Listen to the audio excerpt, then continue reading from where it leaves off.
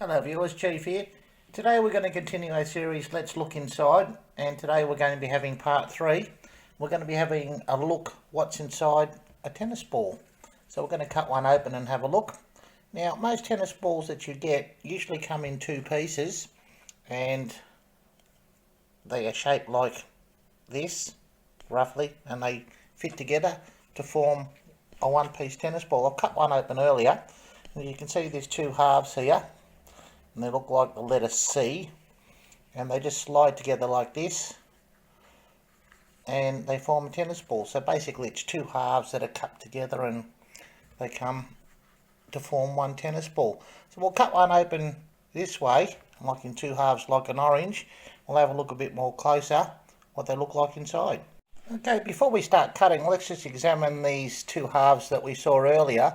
See there's the join or the seam on the two. If you follow it round, it forms like a little peanut shape, which is curved, and the two halves just slide together like that. What we'll do is we'll cut this tennis ball this way, right the way through, separate the two halves to see if there's that join is as pronounced on the inside as it is on the outside, and then we'll have a look. Now I have seen some tennis balls where you haven't got a seam and it's just got the green fur all the way through. So I'm assuming that they manufacture the tennis ball first in one or two or four halves even, and then put the furry coating on the outside. But we'll cut this one open and we'll have a look. Be back in a moment. Alright, here we have the first cut in the tennis ball, and this was extremely difficult to do. As you can see, the thickness of the rubber on the tennis ball there, here, that looks to be about 5 or 6 mils thick. So it's very, very thick, and that material coating on the outside of the fur, as I call it, is also quite thick. That looks like it's a woven material there. This is very difficult to cut. It was like trying to cut a coconut open with a teaspoon.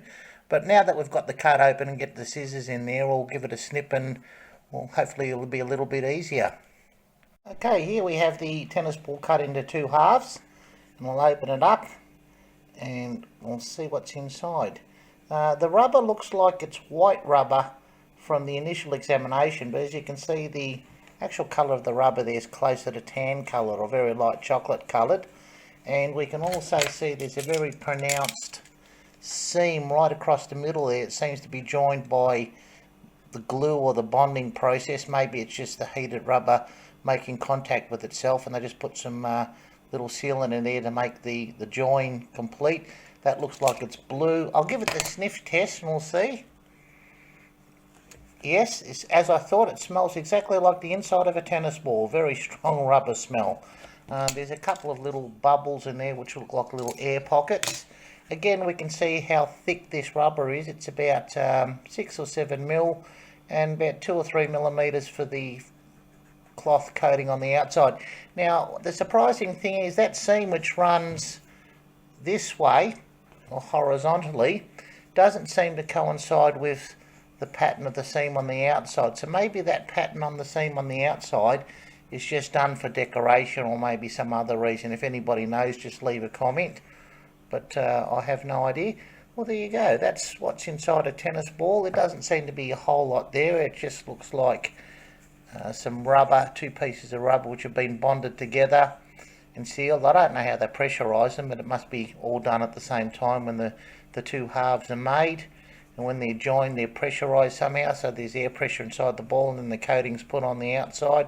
I know that some tennis balls are sold in a tube and they're a pressurised can. I suppose that keeps them harder for longer. When you pop the top of the can, it's like a soft drink, and then they use them for competition or for social play. You can probably buy them in packs of 3 or 4 or more. I'm not too sure. I've never been a tennis player, so I can't comment on that. If anybody knows the answer to that question, please feel free to leave a comment. So there you go. That's what's inside a tennis ball.